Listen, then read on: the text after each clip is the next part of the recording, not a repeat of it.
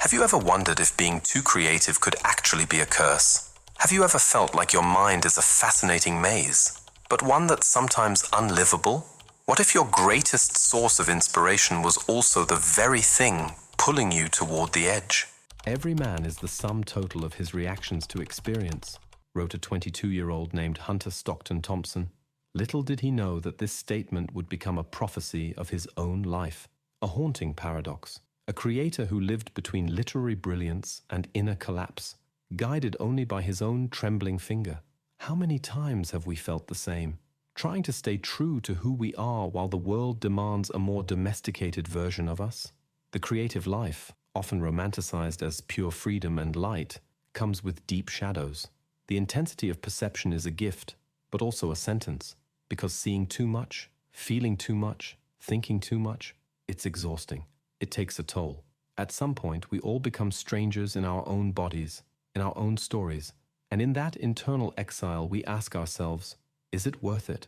Thompson was one of those strangers, but instead of running, he chose to explore that unknown territory, not with maps, but with hallucinations, not with certainty, but with questions as sharp as razors. This video is a dive into the restless soul of Hunter Stockton Thompson, a man who lived with poetic and brutal intensity, who wrote as if every word were an explosion, who destroyed himself while creating something immortal. Through his story, we'll touch on something we all feel but few can name: the terror and the ecstasy of being creative in a world that is loud, hostile, and hungry for normality. Maybe you'll see yourself in this. Maybe you'll realize that your pain has a name. And maybe, just maybe, you'll learn that, in the end, what truly matters is who holds the pen, not what the world expects you to write. There are wounds that don't scream. They shape. They shape the way you walk, the way you think, the way you write. Hunter Stockton Thompson was one of those rare cases where talent was born in the same cradle as turbulence. And when talent and turbulence grow up together, neither learns to ask permission. Everything explodes, inside and out. Thompson was born in Louisville, Kentucky, in 1937, into a household that, at first glance, looked like just another middle-class American family. But when his father died, he was only 14 years old. From that point on, everything crumbled, quietly, like ruins collapsing in the night. His mother sank into alcoholism, and Hunter into crime, a boy who devoured books and committed crimes at the same time, a prodigy with the soul of an arsonist, a dangerous dichotomy, genius and self-destruction inhabiting the same body. That phase shaped the essence of Thompson, a spirit that refused to accept the script of normalcy. While his classmates dreamed of stable jobs, he immersed himself in Hemingway, Fitzgerald, Orwell, as if desperately needing new languages to explain what he felt. To him, literature wasn't a hobby, it was survival, the only acceptable way to keep existing. At 17, he was arrested as an accomplice to a robbery. He spent 31 days in jail, missed his high school graduation. There's no way to romanticize that, but there is a way to understand it. Instead of following the expected path of rebuilding, he chose the unpredictable. He joined the Air Force, not out of patriotism, but as a sort of silent pact with fate. It was either that or vanish completely. At the military base, he pretended to be a journalist, lied, and landed the role of sports editor for the unit's newspaper. He wrote like someone who needed to prove something, not to others, but to himself. His superiors hated him, but his talent was undeniable. They complained about his arrogance, but read everything he wrote. Deep down, they knew they were dealing with someone different. That pattern would repeat throughout his life. Hunter was always too much, too intelligent, too impulsive, deeply honest, a soul that refused to be squeezed into social molds. And that comes at a price, because the world doesn't quite know what to do with people who think non-linearly. They intimidate, provoke, expose cracks, and sometimes they pay dearly for it. Even after leaving the Air Force, he kept writing. He traveled, survived on freelance gigs, and rejected mediocrity with the same stubbornness with which he rejected orders. He didn't just want to tell stories. He wanted to live each one down to the bone. When years later he wrote about the Hells Angels, he didn't observe them from a distance. He lived with them, got beaten by them, but he also understood what pulsed beneath the leather and the violence. He wanted more than journalism. He wanted truth. even if that truth hurt. Hunter's youth is the portrait of the creative paradox, talent that erupts before maturity, sensitivity that bleeds before it's understood, intelligence that becomes a blade too sharp for one's own skin. But there is something deeply human about all of this, because who hasn't felt torn between the desire to belong and the yearning to be free? Who hasn't been punished for being different? Thompson's youth invites us to confront our own contradictions, to recognize that often the pain of not fitting in is the fertile ground where creativity blooms. An arid ground, yes, but fiercely alive. Hunter Stockton Thompson wasn't born ready. He was born at war, and from that war emerged one of the most unique voices in American literature, because sometimes to write with truth, you first have to live the truth, even if it comes in the form of chaos. There's a kind of mind that simply can't breathe within the rules. For this mind, routine is a prison, boredom is poison, and stability, a farce dressed up with hollow smiles. Hunter Stockton Thompson had that kind of mind, and he paid every penny of the price for it. After his explosive debut with Hell's Angels, Thompson made it clear he wasn't your typical journalist. His writing was a feverish blend of reporting, experience, and hallucination. He didn't just observe from the outside, he dove in headfirst. That choice, the one that made him an icon, also pushed him into a kind of life where the lines between creation and destruction disappeared. Because for Thompson, to live and to write were the same verb. The problem is, living intensely has side effects. Adrenaline becomes addiction. The mind won't shut off. Art demands more than talent. It demands your body, your sleep, your clarity. Hunter knew that, but he rejected the idea of moderation. He once said, "I think one of the most important mistakes is not recognizing that we have this growing violence inside us. It's like trying to heal an infected wound." His way of healing: expose the wound, bleed in public, write like he was fighting for his life. In the 1970s, he published Fear and Loathing in Las Vegas. The book was a psychedelic scream against the fake glimmer of the American dream. Las Vegas wasn't just the setting of the story. It was the perfect metaphor. A city where everything seems possible, but nearly everything is a trap. A theater of illusions where failure wears an expensive suit. There, Thompson and his alter ego Raoul Duke embark on a mad journey, not just physical or chemical, but existential. A plunge into the collective delirium of a society that traded meaning for spectacle. The success was explosive. The style had a name: gonzo journalism. A kind of writing where the author becomes the character, reality bends to perception, and experience matters as much as facts. It was a radical break from traditional journalism, but it came with a risk. The more the author puts himself at the center, the more he exposes himself to collapse. And Hunter collapsed. Slowly, the character Raoul Duke began to devour the man Hunter Thompson. Parties, drugs, trips, interviews. The myth grew, and the more the public craved him, the more he drifted away from himself. "I think it would be better if I died," he once said. Then people could take the myth and make movies. A line that sounds ironic, but carries a brutal weariness. The weariness of being seen from only one angle, of living trapped inside your own creation. That's the price of living beyond the margins. The margins come back for you, and they don't come cheap. Society loves rebels until they get old, until they stop entertaining. What do you do when you've burned every bridge and still haven't found peace?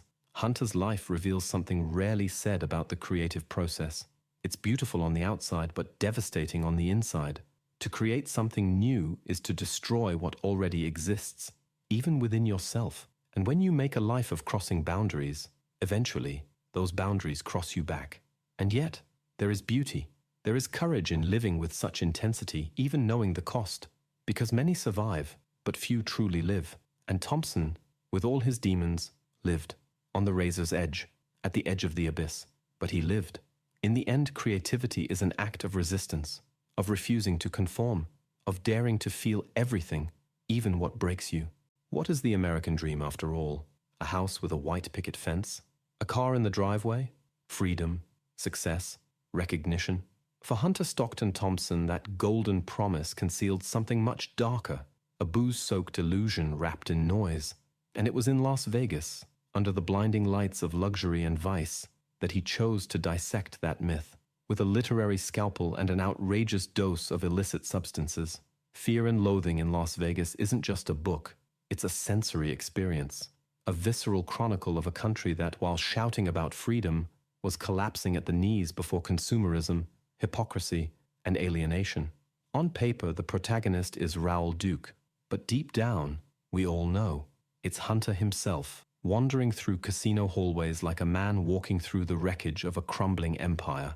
The plot begins with a journalistic mission to cover a motorcycle race, the Mint 400.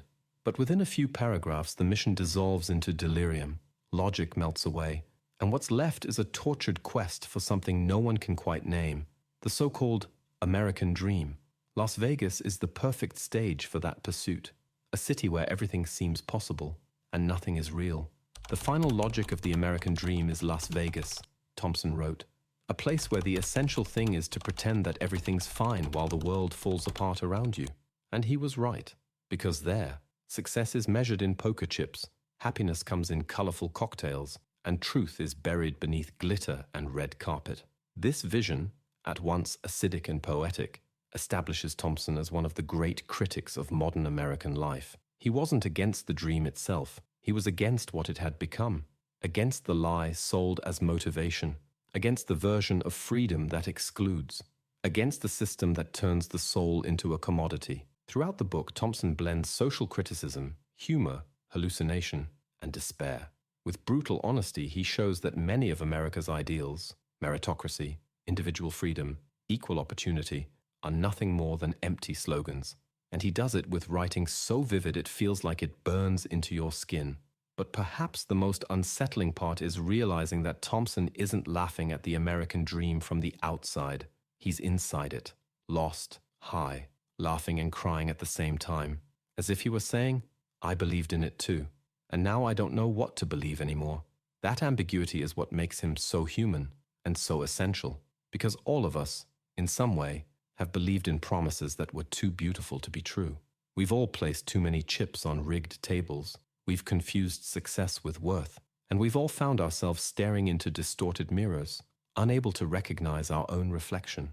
Hunter didn't want to destroy the American dream. He wanted to wake it up, to shake it, to show that behind the neon lights there were shadows, that behind the freedom there was fear, that behind the hope there was delusion. And maybe that's why we keep coming back to his work, book after book, because he had the courage to descend into the basements of the Western soul and return with words, words that don't comfort, but expose, words that burn, but set us free. Some men live like flames. They're not content just to shine. They need to ignite, to burn down structures, fears, and masks. Hunter Stockton Thompson was one of those men. He didn't live to please. He lived to be, even if that meant walking the razor's edge between genius and the abyss. In the decades following the success of Fear and Loathing in Las Vegas, Thompson kept creating with his trademark style, biting humor, a surgical eye for politics, and writing that pulsed with a life of its own. But the world around him changed, and the persona he created, that wild, witty, drunken, hallucinating, brilliant journalist, began to suffocate the man behind the myth. He once said, "I'm on the path. The myth has taken over. I'm no longer needed." A phrase that reveals not just exhaustion, but disillusionment. Thompson didn't want to be a legend. He wanted to be heard, felt, read as a human being who bled ideas, not just as an eccentric character. But the world loves caricatures, and loving a caricature is the most cowardly way to ignore a person's depth. Fame brought movies, celebrity friends, global recognition, but it also brought loneliness, distortion, and the weight of a role he no longer wanted to play. Still, even in his final moments, Hunter held on to his essence. He kept writing with the same fury and clarity, exposing political rot, questioning manufactured idols, laughing at the tragedy with the kind of humor only someone who's seen rock bottom can cultivate. His writing was a way of saying, I'm not okay, but I'm clear-headed, and you should be too. Then came the end, a gunshot, a choice, one final act of control over his own story. Some called him a coward, others a martyr. But perhaps the closest thing to the truth is this: a man who lived so radically free that even his death was an act of autonomy. Hunter Stockton Thompson leaves us a legacy that's uncomfortable, and for that very reason, necessary. He reminds us that living outside the lines is costly, but living inside them might cost your soul. That being authentic isn't romantic. It's risky. And yet, It's the only real way to exist. He also reminds us that true creativity isn't born from comfort.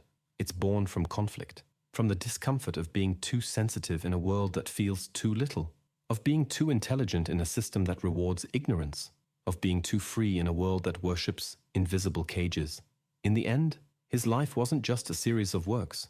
It was a work of art in itself. Every act, every text, every fall and every rise, all part of a larger narrative, a call to those who feel out of place, to those who carry a storm inside, to those who write, paint, sing, or create as a way of screaming, "I'm here, I exist, and I won't shrink myself just to fit in." That is the legacy of Hunter Stockton Thompson, an imperfect mirror, one that doesn't show us who we should be, but dares us to look, with courage, at who we truly are. In the end, maybe we all have a little bit of Hunter Stockton Thompson inside us, a part that screams for authenticity in a world that only accepts edited versions, a part that wants to live intensely, even knowing it might break us apart. Hunter taught us, with his life, not just his words, that there's no safe path for those who choose to create, that being true to yourself is a radical act, that freedom, when it's real, doesn't fit inside self-help formulas. It's raw, chaotic, and sometimes lonely. But that's where the works that truly move, transform, and endure are born. I remember one specific night, years ago, when I finished rereading Fear and Loathing in Las Vegas for the third time. I was exhausted, but I couldn't sleep. I felt like I'd been through an existential beating, and I realized in that middle-of-the-night silence that maybe that was his intention all along, not to put us to sleep, but to wake us up. Now I want to offer you something that's not for just anyone, but it is for you who made it this far, searching for deeper answers about who you are and where your life is headed. I created something that goes beyond a book. I built a map for the soul, a manual that combines science, philosophy, and critical thinking to help you break mental patterns, question your identity, and rebuild yourself from the ground up. This is not just an ebook full of pretty quotes. It's a guide for those who can no longer stand living on autopilot. If you feel something inside you calling for change, growth, clarity, then this is your moment. Click the pinned comment and access the Manual of Self-Transformation now. Don't read it out of curiosity. Read it because your life depends on it. And if you choose to start this journey, you won't be the same by the end of the road. Thank you for making it this far, for joining this journey through light and shadow. Your presence gives meaning to all of this, because deep down, we write, we record, we create, not just to make sense of the world, but to find each other in the process. If this video stirred something in you, anything at all, then it was worth it. And now, yes, now comes that wonderful part where I humbly beg for your digital support. If you enjoyed this deep dive into Thompson's creative chaos, go ahead and like the video, drop a comment with the quote that hit you the hardest, or with your own rebellion against the system, who knows, and subscribe to the channel. I promise to keep bringing you reflections that don't treat you like an idiot. And those videos on the screen? Yeah, don't click them just yet. They're dangerous. One of them reveals the other side of a mind just as restless as Thompson's. The other? Let's just say it's a trip through the collective unconscious with a mandatory layover in your ego. But hey, it's your call. See you next time. And remember, living for real isn't comfortable, but it's the only thing that's truly worth it.